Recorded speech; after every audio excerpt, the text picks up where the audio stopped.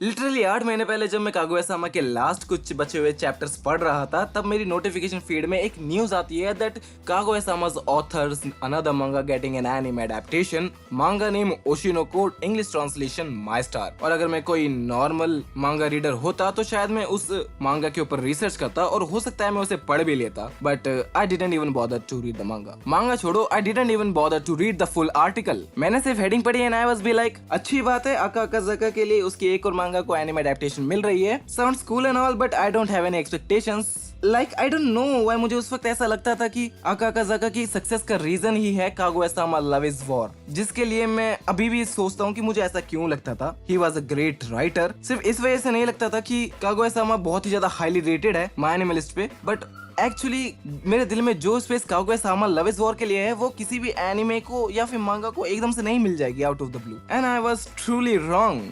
हाँ, तुमने सही समझा, मैं मजाक कर रहा हूँ। कागुया-सामा लव इज वॉर जो मेरे दिल में स्पेस बना के बैठी है वो किसी और एनिमे को तो नहीं मिलने वाला, क्योंकि जैसा मैंने अपनी बाकी वीडियोस में कहा है, वो शो मेरे जिंदगी में एकदम सही समय पे आया था जब उसे आना चाहिए था। मुझे उस वक्त उसकी जरूरत थी एंड वो आया एंड उसने स्पेस ले ली। अगर शायद उससे पहले मैंने ओशिनोको की चैप्टर्स पढ़े होते तो शायद ओशिनोको होता उस जगह, बट मैं अपने पर्सनल बायस की वजह से मैं किसी और शो या मांगा की क्वालिटी को जज नहीं कर सकता। तुम्हें शायद नहीं पता होगा, बट मैं बहुत हरामी बंदा हूं और मुझे काम टालना बहुत ज्यादा पसंद है। मुझे मांगा पढ़नी थी बट मैंने नहीं पढ़ी क्योंकि मेरा मन नहीं कर रहा था। लाइक मेरा मन कर भी रहा था और मेरे को नहीं पढ़नी थी क्योंकि मेरे को काम टालना था। मुझे दुनिया चिल्ला चिल्ला के बोल रही थी कि भाई पहला एपिसोड आने वाला है, पहला एपिसोड आने से पहले मांगा के कुछ चैप्टर्स पढ़ ले, मांगा के कुछ चैप्टर्स पढ़ ले, but I didn't even bother to wake up. मैं बस मस्त अपने पलंग पे सो रहा हूँ एंड मी बीइंग मी, मैंने मांगा को हाथ तक नहीं लगाया, just like my responsibilities. And when I was on my family trip the first episode of Oshi no Ko drop, और मानो इसने पूरे इंटरनेट में आग सी लगा दी। जहां मैं देख रहा हूँ, जहां जा रहा हूँ, वहां पे ओशिनोको के बारे में डिस्कशन हो रहा है। सारे बड़े बड़े यूट्यूबर्स ओशिनोको के ऊपर वीडियो बना रहे हैं, उसको मिल कर रहे हैं, लाइक लिटरली भाई।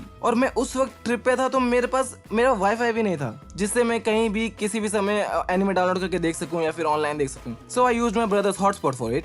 और वो बंदा अभी तक यही कंफ्यूजन में है कि उसका पूरा इंटरनेट उस दिन गया कहाँ। और लिटरली बताऊं, मैंने पहली बार किसी नए एनिमे को जिसका सिर्फ पहला ही एपिसोड आया है उसको नंबर 1 पे माय एनिमे लिस्ट की टॉप रेटेड एनिमे में नंबर 1 पे देखा है। वेल, जो कि ज्यादा देर के लिए नहीं रहने वाला था। All thanks to FMV fans जो हर एनिमे को 1 की रेटिंग देते हैं ताकि वो कोई भी नंबर 1 तक ना पहुंच सके। तो मेरे पास एपिसोड आ गया था और मैं क्या करता मुझे देखना था, बट मैंने थोड़ा समय गलत चूज कर लिया। All thanks to that episode's length, वो 1.5 घंटे का था तो I didn't even bother to start the episode. मैं सोचा जब मुझे टाइम मिलेगा तब देखूंगा। And when I am on the way to Nawalgarh, रात के 1:30 बज रहे थे and I watched the whole episode. मेरी जिंदगी की सबसे बड़ी गलती, रात के टाइम पे 1:30 बजने पे मैंने वो एपिसोड स्टार्ट किया, 3 बजते हुए वो एपिसोड खत्म हुआ एंड मेरे इमोशंस फूट रहे थे।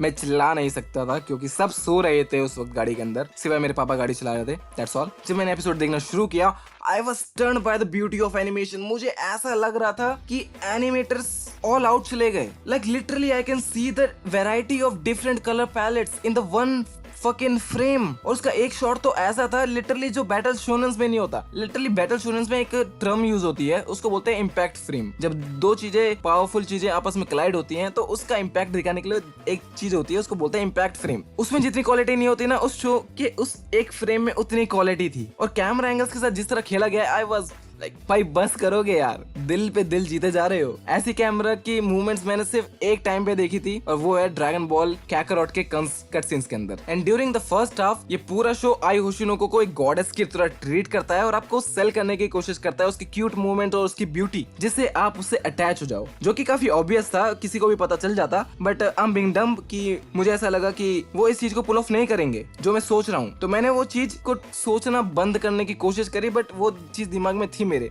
मुझे मालूम था आगे क्या होने वाला है। And when it happens everything is crystal clear. जो भी चीज उन्होंने अभी तक स्टैब्लिश करी थी वो सब पेड ऑफ करती हैं और वो इमोशन डिलीवर होता है जो वो करना चाहते थे। बट मुझे खुद पे विश्वास नहीं हो रहा था कि भाई मैं क्या देख रहा हूँ। उन्होंने लिटरली इस चीज को पुल ऑफ किया जिससे मैं सबसे ज्यादा डरता था। भाई मैं ऑथर की गट्स की बात कर रहा हूँ। उन्होंने अपना सबसे मेन कैरेक्टर ऐसे गायब कर दिया जैसे मानो वो कभी एग्जिस्ट ही ना करता हो शो के अंदर। मुझे इस टाइम तक ऐसा लगता था like killing her is like killing the whole show, क्योंकि वही तो प्लॉट है पूरे शो का। फिर मेरे को याद आया कि यार ये अकाकाज़ाका की स्टोरी है, प्लस ये कोलैबोरेशन प्रोजेक्ट है जिसमें अकाकाज़ाका अकेले नहीं है, उनके साथ साथ मैंगो योकोयारी भी जुड़ी हुई है।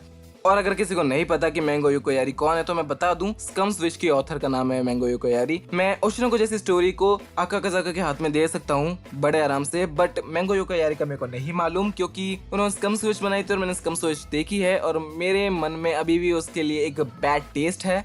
तो जब आप ओशिनोको के मांगा पढ़ते हो तो आपको इन दोनों ऑथर्स की वीकनेसेस और स्ट्रेंथ्स का पता चलता है। वेल, अकाकाजाका की वीकनेसेस यही है कि वो थोड़ा सा लेट हो जाते हैं इन चीजों को डिलीवर करने में, थोड़ा सा बोर फील होता है हल्का सा जब एक्चुअल प्लॉट चला जाता है, बट जब वो इमोशंस को ड्रॉ करते हैं तो उनसे ज्यादा बेटर ऑथर कोई नहीं है ब्रो। और मैंगो युको यारी की बात करूं तो उनके कैरेक्टर डिजाइन और उनके कैरेक्टर इन्वॉल्वमेंट बहुत ज्यादा अच्छी लगी मेरे को, जो कि इस शो के अंदर में देखने को मिलती है खासकर। और उनकी वीकनेसेस यही है कि उनका भी काफी ज्यादा मतलब बोर फील होता है जब एक्चुअल मेन इवेंट चला जाता है। तो ये दोनों एक दूसरे की वीकनेसेस को संभाल नहीं पाते, बस मेरे को यही एक छोटी सी कमी लगी, जो कि कमी भी नहीं है एक्चुअली। और अगर हम फर्स्ट एपिसोड पे वापस आए तो कमिंग टू द एंड, वो ऑलमोस्ट एपिसोड जब खत्म होने वाला होता है, then I saw a little scene जिसमें aqua अपनी मैनिएक लुक शो करता है। ड्यूरिंग दैट सीन मेरे दिमाग में सिर्फ एक ही सवाल चल रहा था कि यार इस सीन को बनाने में एनिमेटर्स को कितनी मेहनत करनी पड़ी होगी। और ये बात मैं एज अ व्यूअर नहीं, एज एन एनिमेटर बोल रहा हूँ, because I learned animation a while ago and I know how much effort and time it takes to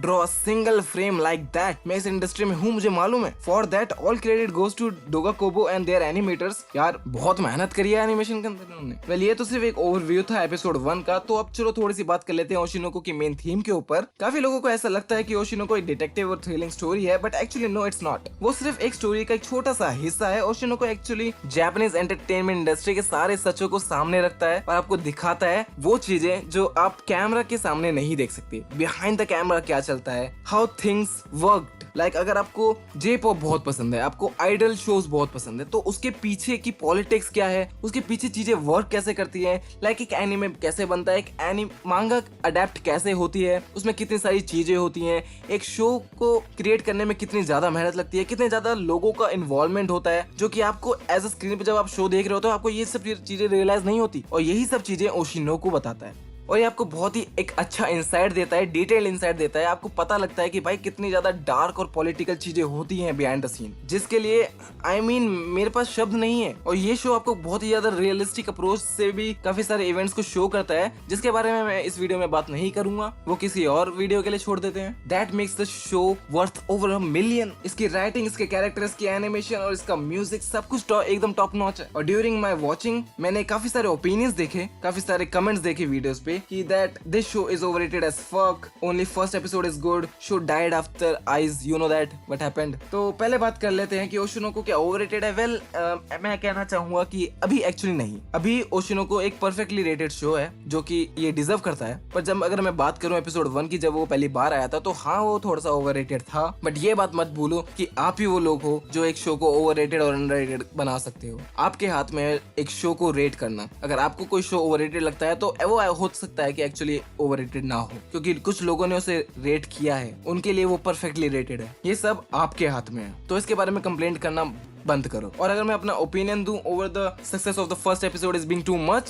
तो मैं कहूंगा कि नहीं, वो डिजर्व करता है भाई। लिटरली 1.5 घंटे का एपिसोड है जिसके अंदर 4 डिफरेंट एपिसोड आ जाते, जिसके लिए भाई मैं कहूंगा कि एक ब्रिलियंट मूव था। अगर ये एपिसोड 1.5 घंटे का नहीं होता और अगर इसको नॉर्मल 25-25 मिनट के एपिसोड की तरह बना के रखते, तो मुझे नहीं लगता कि मैं दूसरा एपिसोड भी देख पाता। मैं पहले एपिसोड में ड्रॉप कर देता। And other episode being too mid, तो मैं कहूंगा कि नहीं यार, पहला एपिसोड तो सिर्फ एक छोटा सा टीजर टाइप था, तो बाकी एपिसोड में एक इंट्रोडक्शन में टाइम लगता है। हर शो को इंट्रोडक्शन में टाइम लगता है। And this show being too much realistic, मतलब मैं रीइंकार्नेशन की बात नहीं कर रहा, मैं बात कर रहा हूँ कि हाउ द इंडस्ट्री वर्क्स। तो इंडस्ट्री के बारे में समझाने में और इंट्रोडक्शन में थोड़ा टाइम लगता है, हर शो को लगता है, जो कि इस शो को भी लगा। तो हाँ, हो सकता है कि आपको थोड़े बोर लगे हों, बट एक्चुअली जब ये शो अपनी पेसिंग पकड़ेगा ना तो बहुत मजा आने वाला है आगे। और ये आखिरी चीज ऑनेस्टली मुझे बहुत ज्यादा डम लगी कि शो एंड हो जाता है आफ्टर आइज डेथ, कि लाइक भाई तुमने उसको सिर्फ 1 घंटा ऑन स्क्रीन देखा है, इतना भी क्या बचपना। मुझे मालूम है कि भाई थोड़ी सी अटैचमेंट हो जाती है किसी कैरेक्टर से, बट सिर्फ 1 घंटा देखा है ब्रो। 1 घंटा भी शायद पूरा नहीं देखा होगा। आई एक बहुत ही मेन कैरेक्टर थी शो की, जो कि अभी भी है। उसकी डेथ के बाद भी वो रेलेवेंट है और उसकी डेथ एक्चुअली मोटिवेट करती है शो को टू कंटिन्यू, जिससे मुझे तो नहीं लगता कि शो एंड हो जाना चाहिए after his death. And as an manga reader